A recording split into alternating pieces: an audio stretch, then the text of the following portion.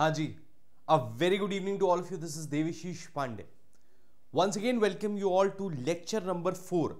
आज चौथे लेक्चर की बात करेंगे with reference to the mains answer writing series अभ्यास।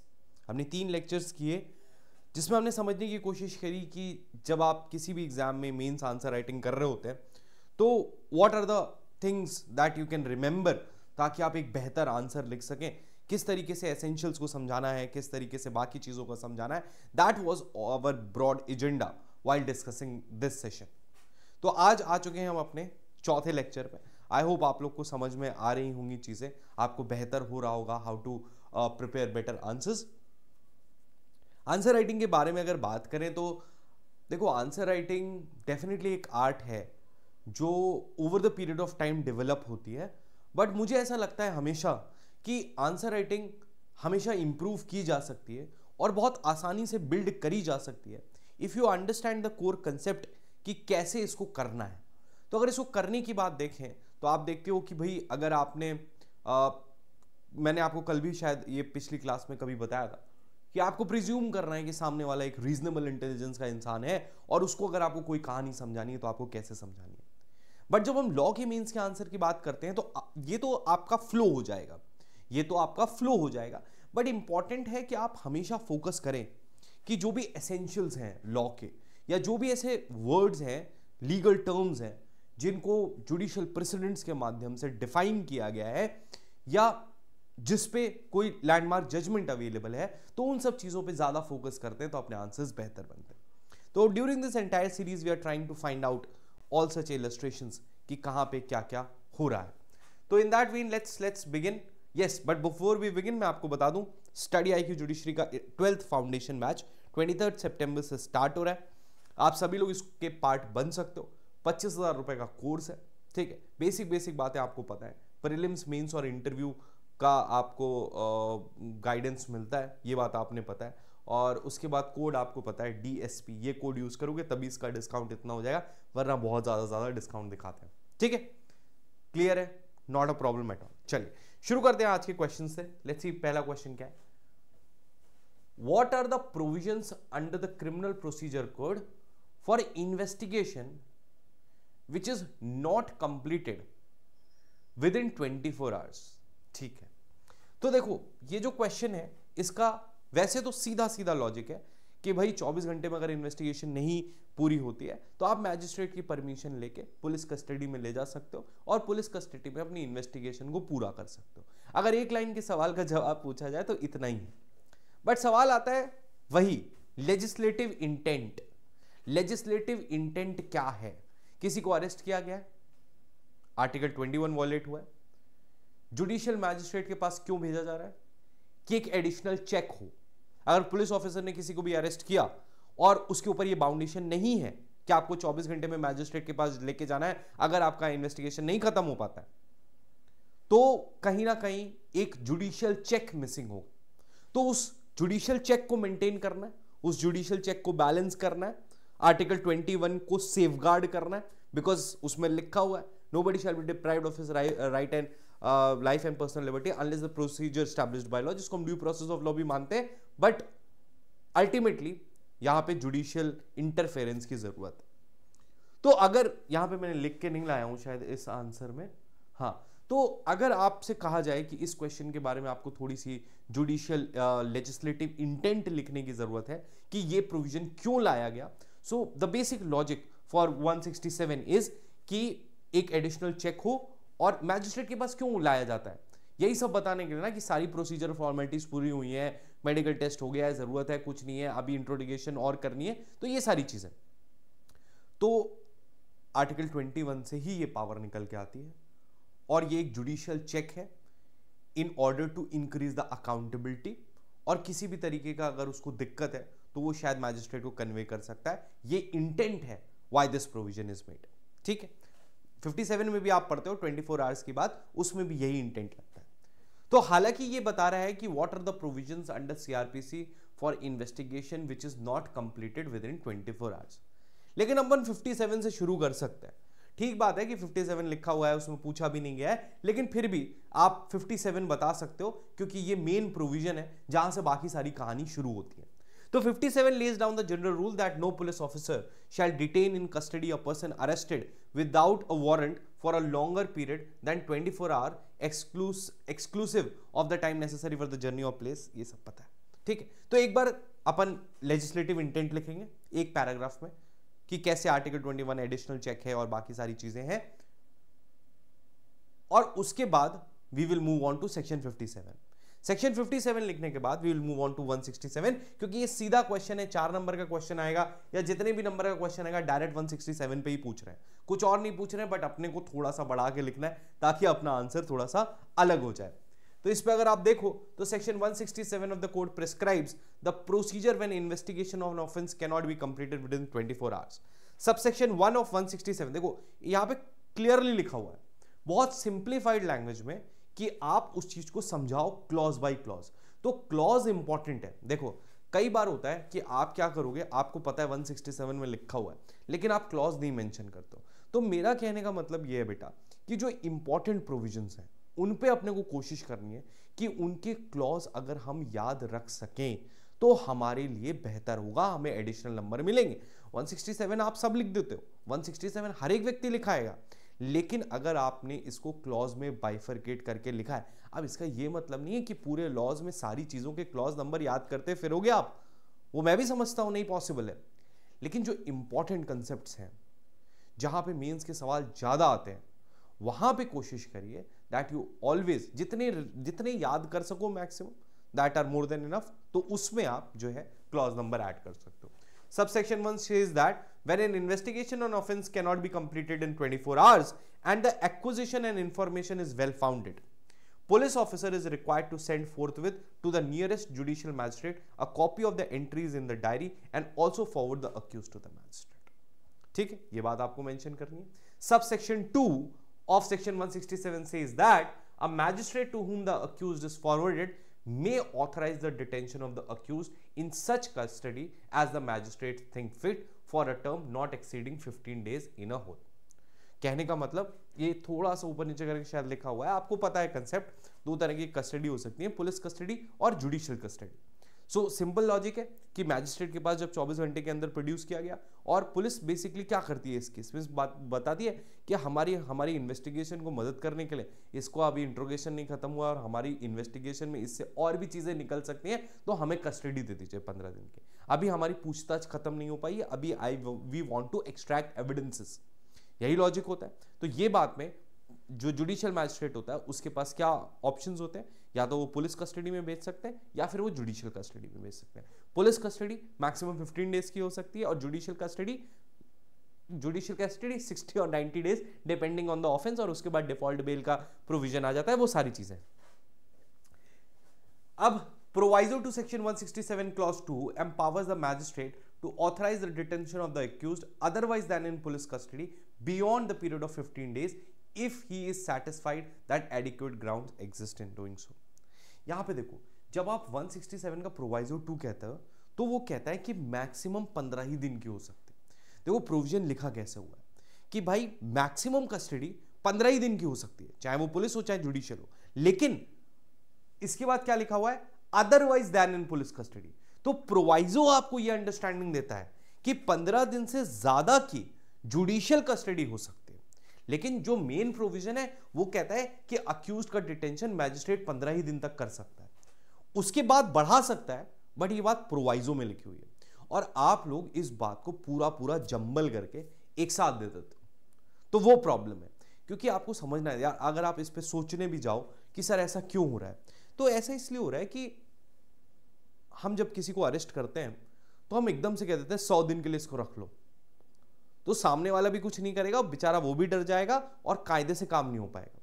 15 दिन का मतलब ये है कि 15 दिन आपने, जैसे आप पुलिस कस्टडी में भी जनरली पूरे 15 दिन की एक साथ नहीं दी जाती है, 7 दिन की जाती है, फिर 7 दिन की दी जाती है, इस तरह से होता है, ताकि सामने वाले पे भी चेक रहे कि तुम्हें 2 दिन की कस्टडी दी गई, तुम पूछो, फिर सामने वाला कहे कि सर 2 दिन में कुछ नहीं हो पाया, ये इतना ही पता कर पाया, उतना ही पता कर पाया, तो फिर उसको एक्सटेंड किया जाएगा। मतलब आप कस्टडी में किसी को रख सकते हो, लेकिन आपको पता है कि सामने वाले का आर्टिकल 21 वॉयलेट हो रहा है, तो आप उस कस्टडी को तरीके से दो। ऐसा नहीं है 60 और 90 दिन है तो बस जिस दिन उठाया आप 60 और 90 दिन बाद ही बात होगी।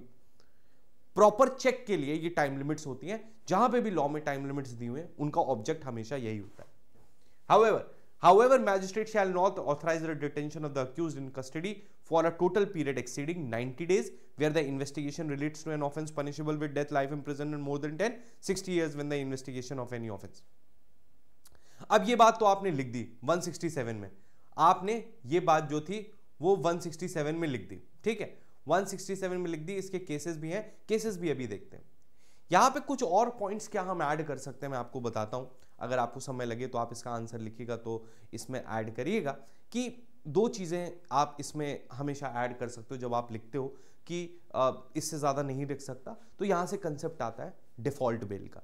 डिफॉल्ट बेल का सिंपल भाषा में मतलब होता है कि इन्वेस्टिगेशन अगर 60 या 90 दिन में डिपेंडिंग ऑन द ऑफेंस खत्म नहीं हुई है तो जो आपका कस्टडी में है अक्यूज्ड उसको डिफॉल्ट बेल का राइट हो जाता है। इसका मतलब उसका नॉन बेलेबल ऑफेंस जो है वो बेलेबल में कन्वर्ट हो जाता है। और ये भी बात इसमें ज़रूरी है कि इसका ये मतलब है कि आपको बेल मिल जाएगी बिना किसी डिस्क्रिशन के, लेकिन इसमें आपको बेल से रिगार्डिंग जितनी भी फॉर्मेलिटीज़ हैं वो फिर भी फुलफिल करनी पड़ेंगी। इसका ये मतलब है कि अगर कोई अक्यूज्ड है तो 60 दिन या 90 दिन होने पे वो हाथ हिलाता हुआ नहीं जाएगा कि सर अब हम जा रहे हैं। बेल की जो फॉर्मेलिटीज हैं, जो बॉन्ड की फॉर्मेलिटीज हैं, वो तो आपको फुलफिल करनी पड़ेगी। हाँ, 7 दिन तक नहीं कर पाते हो, इंडिजेंट कहला जाते हो, मिल जाता है, वो एक अलग चीज है। लेकिन लॉ कहता है कि आपको बेल तो लेनी ही पड़ेगी, मतलब प्रोसेस के थ्रू। और जो बेल और बेल बॉन्ड का चैप्टर है उसके प्रिंसिपल्स अप्लाई होंगे। तो आप यहां पे जब हमेशा ये बातें लिखते हो तो यहां पे आपकी एडिशनल नॉलेज बताता है कि सर आपने लिख दिया the magistrate shall not authorise the detention, उसके बाद ये चीज। हाउएवर नहीं, ऐसा लिख सकते हो, this concept is also known as default bail. However the accused has to furnish the bail in order to get a release in accordance with the provisions of bail. ठीक है, तो he has a right to bail without discretion, लेकिन उसको bell furnish करनी पड़ेगी। ठीक है, तो ये बात आप यहां पे मेंशन कर सकते हो। इसके बाद अगर अपन देखें तो on expiry of the work period, investigation not being completed, the judicial magistrate first class grant bail to such accused on furnishing bail bond. तो यहाँ जुडिशियल मैजिस्ट्रेट फर्स्ट क्लास का डेजिग्नेशन है, तो ये डेजिग्नेशन मेंशन करना जरूरी है। ठीक है, अब कुछ केस लॉज देख लेते हैं। इन सीबीआई वर्सेस अनुपम कुलकर्णी, अब देखो मैंने आपको कल की क्लास में शायद बताया था कि भाई कोई भी लॉ है, एक केस लॉ तो मेंशन करना बनता है, एक केस लॉ तो बेयर मिनिमम है या एक्सपेक्टेड है टू बी प्रिसाइज कि आप मेंशन करेंगे। तो यहां पे देखते हैं क्या कहता है। In CBI versus Anupam Kulkarni it was held that longest period, बात वही है, कुछ नया नहीं है, वही मैं कहता हूं ना, केस का नाम भी पता है तो तुमको समझ में आ जाएगा।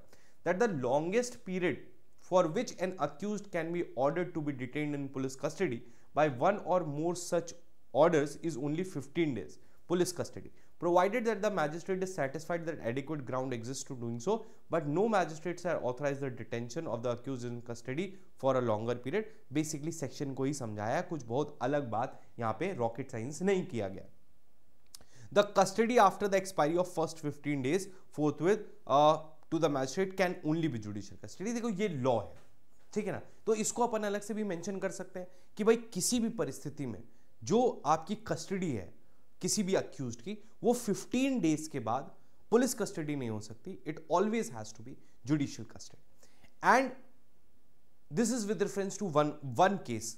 अगर आपके मल्टीपल केसेस हैं तो आपको मल्टीपल केसेस में अलग अलग केस में अलग अलग पुलिस कस्टडी दी जा सकती है, लेकिन एक केस में के कंटेक्स्ट में जब हम बात करते हैं तो it can be maximum 15 days of police custody. वो बात आपको बचपन से पता है, ठीक है। और देखते हैं in Kulvinder Kaur versus state of Haryana, Punjab and Haryana High Court held that after the arrest of the accused and the challan was not put up till the expiry of 90 days and the accused applied for bail and police putting up challan before the decision of the bail application, this fact will not affect the right। बहुत ही प्यारा judgement है। अब ये judgement आप लिखोगे तब आपको मिलेंगे नंबर। सवाल ये होता है मैं बताता हूं, कई बार ऐसा होता है कि 60 दिन और 90 दिन पूरे हो रहे होते हैं और उसके बाद पुलिस को लगता है कि यार ये बंदा अब जो है डिफॉल्ट बेल के लिए अप्लाई कर देगा, तो वो कुछ करके चालान बना के, चार्जशीट बना के किसी तरीके से सबमिट कर देते हैं। या फिर जब व्यक्ति ने बेल के लिए अप्लाई किया है और बेल की प्रोसीडिंग 1-2 दिन में खत्म होने वाली है, 1-2 दिन ले रही है प्रोसीडिंग्स, तो उस ड्यूरेशन में आफ्टर द पीरियड ऑफ 60 और 90 डेज वो अपना चालान सबमिट करते हैं या अपनी पुलिस रिपोर्ट को सबमिट करते हैं। In that case the question is, क्या अक्यूज्ड का जो राइट टू डिफॉल्ट बेल था वो इस वजह से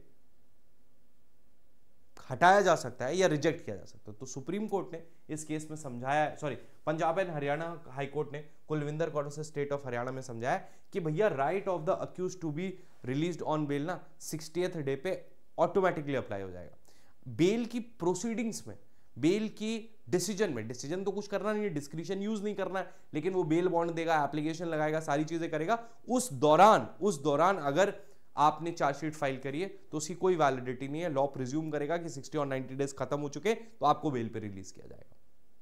अब now this is a additional point, 167 सब लिखेंगे, तुम थोड़ा बहुत और भी लिख सकते हो। एग्जीक्यूटिव जुडिशियल मैजिस्ट्रेट अवेलेबल नहीं है तो एग्जीक्यूटिव मैजिस्ट्रेट 7 दिन तक की मैक्सिमम देगा, एक बार में फिर बढ़ा सकता है, वो सब चीजें तुम भी लिख सकते हो। लेकिन ये एक जो पॉइंट है, जो एडिशनल पॉइंट है, वो आपको ज्यादा मार्क्स फेच करेगा। तो ये आपको लिखना है, इंट्रोडक्शन वाला पॉइंट लिखना है, और जो जजमेंट्स हैं 1-2 ये मेंशन करना। जब ये सारी चीजें आप मेंशन करोगे तो आपके मार्क्स जो होंगे वो दूसरों से बेहतर। ठीक है जी, समझ में आया सभी को? चलिए आइए मूव ऑन करते हैं नेक्स्ट क्वेश्चन पे। Let's see what's the next question of the day. Distinguish between inquiry and investigation. बहुत ही छोटा सा प्यारा सा क्वेश्चन है, बचपन से पढ़ते आ रहे हैं। इन्वेस्टिगेशन और इंक्वायरी में क्या फर्क है? Investigation collection of evidence by the police in order to ascertain कि किसने ऑफेंस किया है या अक्यूज्ड कौन है या अक्यूज्ड नहीं ऑफेंस किया है या नहीं, दैट इज इन्वेस्टिगेशन। और इंक्वायरी क्या है? इंक्वायरी जनरली मैजिस्ट्रेट या कोर्ट के द्वारा की जाती है, जहां पे चार्ज फ्रेमिंग होता है, चार्ज फ्रेमिंग तक की स्टेज को, और जो प्रोसीजरल फॉर्मेलिटीज होती हैं, इशू ऑफ प्रोसेस होता है, डॉक्यूमेंटेशन होता है, ये सारी चीजें इंक्वायरी में फॉल करती हैं। लेकिन इसमें जो डिफरेंसेस आपको मेंशन करने हैं और जिन जिन चीजों का आपको ध्यान रखना है वो अपन इसमें डिस्कस करने वाले हैं। आ जाइए देखते हैं। Chapter 24 of CrPC deals with the general provisions of inquiry. Inquiry is a legal process which is initiated with an aim of clearance of doubt, finding out the truth and the furtherance of knowledge regarding the case। तो भाई furtherance of knowledge regarding the case main point होता है जब हम inquiry की बात करते हैं। An inquiry is done either by a magistrate or it is done by the court, but not by a police officer। पता है आपको, इन्वेस्टिगेशन मैजिस्ट्रेट के द्वारा नहीं होगी, मतलब मैजिस्ट्रेट द्वारा ऑर्डर्ड हो सकती है, ठीक है, मैजिस्ट्रेट उसको असिस्ट कर सकता है, उसको मॉनिटर कर सकता है इन्वेस्टिगेशन को, बट प्राइमरली वो पुलिस के द्वारा होती है। इंक्वायरी पुलिस ऑफिसर के द्वारा कभी भी नहीं हो सकती, it has to be by a magistrate और कोर्ट। ये बात आपको मेंशन करनी है। इसके अलावा देखते हैं, एन इंक्वायरी इज डन, ये समझ में आ गया। Under section 2G of CrPC the concept of inquiry is discussed. It is conducted by magistrate और court. The inquiry relates to the proceedings that are carried out by the magistrate before a trial is done. It is the second stage after the investigation. Of the investigation लिखा है, नहीं, after the investigation. तो inquiry ये भी कहती है कि inquiry जो है कहीं ना कहीं इंक्वायरी जब खत्म होती है तो ट्रायल शुरू होता है। तो आप ऐसा लिख सकते हो कि इट इज अ मतलब amongst the 3 stages of investigation, inquiry and trial, it is the medium stage. वो मैं कुछ और चार्ज के कंटेक्स्ट में भूल गया था। चार्ज को अपन क्या बोलते हैं? Demarcating line between inquiry and trial. तो वो चीज पे मैं मिक्स हो गया था, बट कोई दिक्कत नहीं। The purpose and objective of inquiry is determination of the truth, falsehood of the allegation. Inquiry commences as soon as the charge sheet is filed and it comes to an end when all the charges are framed. तो ये बात कभी भी आपको अगर किसी भी definition के बारे में लिखना है, इन्वेस्टिगेशन, इंक्वायरी या ट्रायल, तो ये मेंशन करना जरूरी है कहाँ से शुरू होती है, कहाँ से खत्म होती है। तो भाई जनरली हम कॉग्निजेंस से मानते हैं, 190 कॉग्निजेंस ले लिया कोर्ट ने, तब से हमारी इंक्वायरी शुरू हो गई, जुडिशियल नोटिस हो गया, संज्ञान हो गया कोर्ट के द्वारा। तो यहाँ पे क्या कह रहा है? Inquiry commences as soon as the chargesheet gets filed. तो चार्जशीट पे ही कॉग्निजेंस लिया जाता है, तो वही चीज है। And it comes to an end after all the charges are framed. एक बार फ्रेमिंग ऑफ चार्ज हो गया तो इंक्वायरी खत्म हो जाती है और ट्रायल शुरू हो जाता है, ठीक है। ये बात आपको हमेशा से पता है, कोई दिक्कत की बात नहीं। There is a number of types of investigation: judicial inquiry, non-judicial inquiry, preliminary inquiry, local inquiry, inquiry into office, inquiry into matters other office। लिख लेना, कोई दिक्कत नहीं। जब हम इन्वेस्टिगेशन की बात करते हैं तो 2H में is to be conducted always by a police officer और any other authorised person other than a magistrate who is authorised by the magistrate on his behalf. तो ये बात अपन समझ गए थे कि सर मैजिस्ट्रेट हो सकता है, उनके बिहाफ पे हो सकती है, लेकिन it does not has to be a magistrate. मैं वहां पे आपको समझाना चाहता कि देखो इन्वेस्टिगेशन एविडेंस कलेक्ट करने का काम पुलिस का है, लेकिन मैजिस्ट्रेट उसको मॉनिटर कर सकते हैं कि पुलिस अपना काम सही से कर रही है या नहीं कर रही है। इस बात को भी आप कहीं ना कहीं मेंशन कर सकते हो। The investigation is the executive procedure. ये बात ध्यान, एग्जीक्यूटिव प्रोसीजर जैसे ही आपने लिखा वैसे ही आपकी नॉलेज समझ में आएगी। प्रोसीजर तो पता है, सब कर रहे हैं, लेकिन ये एक एग्जीक्यूटिव प्रोसीजर है, ठीक है। तो it is an executive procedure of systematically collecting the facts and evidence and determining the circumstances of the case. The object of investigation includes all the proceeding for the collection of evidences। तो object तो collection of evidences ही है, object तो collection of evidences ही है, police के द्वारा किया जा सकता है, मैजिस्ट्रेट नहीं करेगा, ये एग्जीक्यूटिव प्रोसीजर है। तो मेरा कहने का मतलब है all these keywords should reflect in your answer. अगर ये सारे कीवर्ड्स रिफ्लेक्ट हो रहे हैं तो डेफिनेटली आपका आंसर बेहतर हो रहा है। इन्वेस्टिगेशन कमेंसेस, अब देखो कमेंसमेंट, हमने इंक्वायरी के कमेंसमेंट की बात करी थी, तो हम यहां पे भी कमेंसमेंट की बात करेंगे। Investigation commences when the officer in charge of the concerned police station gets information with respect to the commission of an offence. ठीक है, ये बात आपको पता है, जरूरी नहीं है FIR हो, ठीक है ना। FIR is not a pre requisite for investigation, अपने को पता है। तो अपने को हमें देखना है कि जब भी उसको इंफॉर्मेशन मिली, मैंने आपको एक एग्जाम्पल शायद बताया था, शायद वो DJs की क्लास में बताया था। जैसे लोग कहते हैं कि देखो देखो जो FIR है वो आपका प्री रिक्विजिट नहीं है for any investigation. For example, एक पुलिस थी, वो पेट्रोलिंग पे जा रही थी और पेट्रोलिंग पे जाते समय उनको सामने कोई बॉडी दिखी, तो उन्होंने अपनी इन्वेस्टिगेशन शुरू कर दी। किसी ने भी उनको उसकी इंफॉर्मेशन नहीं दी। तो इंफॉर्मेशन कभी भी pre requisite, FIR pre requisite नहीं होती है फॉर द इन्वेस्टिगेशन। हाँ, अगर इन्वेस्टिगेशन शुरू होने के बाद आपने FIR लॉन्च की है तो वो 162 से हिट कर जाएगी और उसके एविडेंशियरी वैल्यू पे फर्क पड़ेगा, वो सारी चीजें अलग है। लेकिन FIR is not a pre mandate for investigation, ये बात आपको पता है। फॉर दिस पर्पस यहां पे देखते हैं, the officer is empowered to demand the presence of all individuals.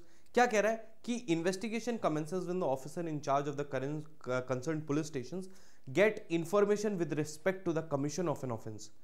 For this purpose, the officer is empowered to demand the presence of all individuals who appear to be aware or have the knowledge of the circumstances। ये बात bare act में नहीं लिखी है, लेकिन ये आपकी understanding है कि जब सर हमने कलेक्शन ऑफ एविडेंस की बात करी, देखो बेसिकली क्या होता है ना, पुलिस ऑफिसर्स ही सारे एविडेंसेस कलेक्ट करते हैं। वही सब लोग होते हैं जो बाद में जाके ट्रायल में ओथ पे बयान देते हैं और सारी चीज़ें होती हैं। तो इनका काम है कि जितने भी एविडेंसेस हैं, जितने भी विटनेसेस हैं, उनको समन करना, उनसे क्वेश्चन करना।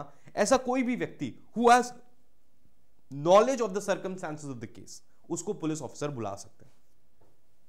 The investigation is made by the police to collect evidence, interrogate the accused, and record his or her statement. Record the statement of witnesses and scientific analysis of the data. अब ये जो line है ये आपकी in depth understanding about investigation बता रही है। देखो आपको पता तो है ये इन्वेस्टिगेशन में क्या होता है, तो अपन डेफिनेशन लिखेंगे, लीगल टर्म्स लिखेंगे, बट कुछ ऐसी बातें लिखेंगे, interrogation of the accused, examination of the witnesses और anybody who is aware of the case, उसके अलावा साइंटिफिक डेटा, मेडिकल एग्जामिनेशंस, ये सारी चीजें इन्वेस्टिगेशन के दौरान हो सकती हैं।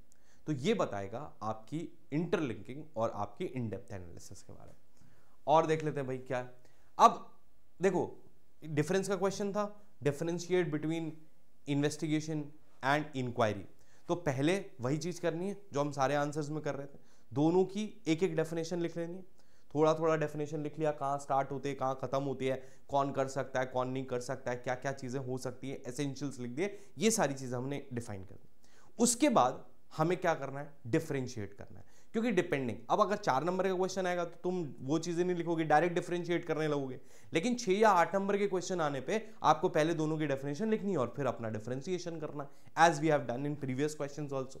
तो meaning, investigation is the process of ascertaining the facts and collecting evidence, and in particular matter through the police. The inquiry occurs before the trial and after the investigation stage. It is anything that ascertains the nature of the crime committed or people involved in the incident. आप वो chart भी बना सकते हो, एक सीधी line कर दो, बीच में इंक्वायरी कर दो, इधर इन्वेस्टिगेशन कर दो, ठीक है। तो ये सारी चीजें भी आप कर सकते हो। Purpose: the object of investigation is to collect the evidence related to the case, whereas the object of inquiry is to determine the truth or falsity of certain facts related to the offense in order to take a further step. Judicial mind का application with the evidences on record to test the knowledge, test the authenticity of the case, ये सारा काम जो होता है वो inquiry में होता है। तो यहाँ पे देखो मैंने हेड्स बना के किया है क्योंकि ये कंसेप्चुअल चीजें हैं, ये दोनों कंसेप्ट्स में डिफरेंट पूछा जा रहा है, ये दोनों कनेक्टेड नहीं है। देखो जब हम थेफ्ट और एक्सटॉर्शन का डिफरेंस लिख रहे थे तो वहां पे वो एक नेचर जैसे ऑफेंसेस थे जिनके बीच में कुछ माइन्यूट डिफरेंसेस थे, लेकिन ये दो अलग अलग कंसेप्ट्स हैं। तो इनको अगर हम हेडिंग्स में रखेंगे तो हमारे आंसर्स बेहतर हो सकते हैं कि पर्पस क्या है, क्योंकि दोनों चीजें बिल्कुल डिफरेंट है। मतलब डिफरेंस की बात कर रहे हैं, सिमिलैरिटी की अगर बात कर रहे हैं तो इसमें इनमें कोई सिमिलैरिटी नहीं है, कायदे से ये डिफरेंशिएशन का क्वेश्चन ही नहीं है, क्योंकि इन्वेस्टिगेशन और इंक्वायरी में क्या सेम है, सिर्फ यही सेम है कि अक्यूज्ड को उसका सक्सेसफुल ट्रायल करने का एक मीडियम है दोनों, बाकी इन दोनों में कोई चीज सेम नहीं है, कंटिन्यूएशन, दो अलग अलग कंसेप्ट है, but they have given you the question कि आप डिफरेंशिएट करें। तो इसमें लाइन बना के डिफरेंशिएट नहीं होगा, या हेड्स के अंदर डिफरेंशिएशन होगा। ठीक है, तो स्कोप हो गया, मीनिंग हो गया, पर्पस हो गया, अथॉरिटी। तो an investigation is done by a police officer और by a person other than the court और a magistrate, where the inquiry must be done by a magistrate और कोर्ट। ठीक है, commencement, investigation commences after the FIR is lodged or the complaint is made before a magistrate, whereas inquiry commences after the complaint has been filed to a magistrate। मतलब inquiry वैसे भी हो सकती है और इसमें कंप्लेंट लिखा हुआ है, basically when the court takes cognizance. Complaint में भी हो सकती है, कंप्लेंट केस में भी हो सकती है, इन्वेस्टिगेशन केस में भी हो सकती है, इंक्वायरी उस इंफॉर्मेशन केस में भी हो सकती है। जब आपने जुडिशियल नोटिस लिया, मैजिस्ट्रेट के द्वारा जो भी काम किया जाएगा तो वो इंक्वायरी कहलाएगी। ठीक है, stage, investigation is the first stage of any case and the magistrate further proceeds with an inquiry, it is the second stage before trial. ठीक है, तो इसमें कोई दिक्कत नहीं। सो मेनली ये डिफरेंसेस हैं, लेकिन डिफरेंसेस के साथ यहाँ पे आपको जो था ये पर्पस और डेफिनेशन लिखना जरूरी था, क्योंकि कैटेगोरिकली इसमें डिफरेंस बनते ही नहीं। तो अब आपको समझना है, देखो मैं आपको समझाता हूँ कि आप अपने शॉर्ट नोट्स कैसे तैयार करोगे। मान लीजिए यही क्वेश्चन था मेरा, तो जैसे इस ये वाला था या इससे पहले वाला भी था कि भाई क्या क्या करना है 167 में, या फिर चलो यही वाला ले लेते हैं एक बार। तो आपने क्या किया, हमेशा लिखा इंक्वायरी, इंक्वायरी क्या कि ये पॉइंट्स लिख सकते हैं शॉर्ट में, इन्वेस्टिगेशन उसमें ये पॉइंट्स लिख सकते हैं। तो जब आप अपने शॉर्ट नोट्स बनाना शुरू करोगे तो इन्हीं नोट्स से की मदद से आप बेहतरीन आंसर्स लिख सकते हो मेंस में। ठीक है, ओके, हाँ, तो ये मेजर डिस्कशन था जो अपने को इस टॉपिक पे करना था। तो अब आप बताइए कि आप लोग को, मैं बोलता हूँ कमेंट करके बताया करो कि चीज़ें समझ में आई है नहीं। देखो ये ग्रेजुअल प्रोसेस है मेंस आंसर राइटिंग। यहाँ पे हम डेली 2-3 क्वेश्चंस लेके आते हैं, अभी तक 2 ही क्वेश्चंस लेके आ रहे हैं, तो डेली 2 क्वेश्चंस लेके आते हैं, रोज रात को 10 बजे हम मिलते हैं। तो यहाँ पे ऑब्जेक्ट ये है कि कंसेप्ट भी समझ में आए, कंसेप्ट भी रिवाइज हो, और साथ साथ पे जो चीज़ें आप शायद नहीं देखते हो या देखते तो हो लेकिन बहुत ज़्यादा ध्यान नहीं देते हो, तो अब जब मैं आपको ये चीज़ें बताता हूँ क्लास में, उसके बाद जब आप प्रिपरेशन करने जाओगे या जब आप कुछ भी बैठ के पढ़ोगे तो सब कॉन्शियसली भी आपके माइंड में ये आएगा कि ये चीज़ इंपॉर्टेंट, क्योंकि अपन ने पढ़ा है कि इस तरीके से काम करना है। तो जैसे अब जिन वर्ड्स पे फोकस करने के लिए मैं आपको बोल रहा हूँ, तो जब आप अपनी प्रिपरेशन करोगे तो ऑटोमेटिकली आपको दिखेंगे और आप वहाँ रुक जाओगे, क्योंकि आपको वैसे ही पढ़ना होगा। तो बस बेटा ऑब्जेक्टिव इतना सा है इस पूरी सीरीज का कि आप समझें कि कहाँ पे कौन सी चीज़ इंपॉर्टेंट है, कहाँ पे कौन सी चीज़ लिखनी है, और आप सही तरीके से आंसर्स लिख पाएँ। क्योंकि मैंने हमेशा कहा है कि आज के टाइम पे लॉ सबको आता है, और ऐसा कोई बहुत करिज्मेटिक चेंज नहीं है लॉ में कि भाई किसी ने कोई सोच ही नहीं पाया, क्योंकि अपना डोमेन रिस्ट्रिक्टेड है। ठीक है, तो इम्पॉर्टेंट है कि उन्हीं जितना भी लिमिटेड रिसोर्स है या जितना भी लिमिटेड कंटेंट है उसमें कैसे हम उसको बेहतर से बेहतर बना सकते हैं या कितना प्रेजेंटेबल बना सकते हैं कि हमें ज़्यादा मार्क्स मिलते हैं। So that is the broad agenda of the session और दिस सीरीज। हालांकि अपन देखेंगे थोड़े सेशंस रखेंगे और उसके बाद I am thinking to start a new subject, probably new year से पहले ही कोई एक सब्जेक्ट आपके लिए लेके आऊँगा, जैसे master class Indian evidence act के लेके आया था। But yes, I am still thinking about that. जब भी होगा तो आपको उसके बारे में इंफॉर्मेशन मिल जाएगी। So that was all from my side for the day. I hope आप इस चीज़ को समझ पाए थे, कोई दिक्कत आपको नहीं आई है। तो ये लेक्चर नंबर 4 था। पीपीटी में टेलीग्राम पे दे दूंगा। देवाशीष पांडे फॉर जुडिशरी नाम से एक टेलीग्राम ग्रुप है 4000 मेंबर्स का, उसको आप ज्वाइन कर लीजिएगा, देवाशीष पांडे ऑफिशियल नाम से, ठीक है। So yes, this is that's all for the day. I hope it was helpful for you. कल रात को 10 बजे वापस से मिलेंगे इसी समय पे, कुछ नए सवाल क्वेश्चंस के साथ, कुछ नए कंसेप्ट्स के साथ, और देखेंगे कि कैसे आपके आंसर राइटिंग को इंप्रूव कर सकते हैं, ठीक है। Thank you so much everyone, it was really nice having all of you. Thank you so much for your time and फिर मिलते हैं कल। गुड नाइट एंड जय हिंद। Thank you.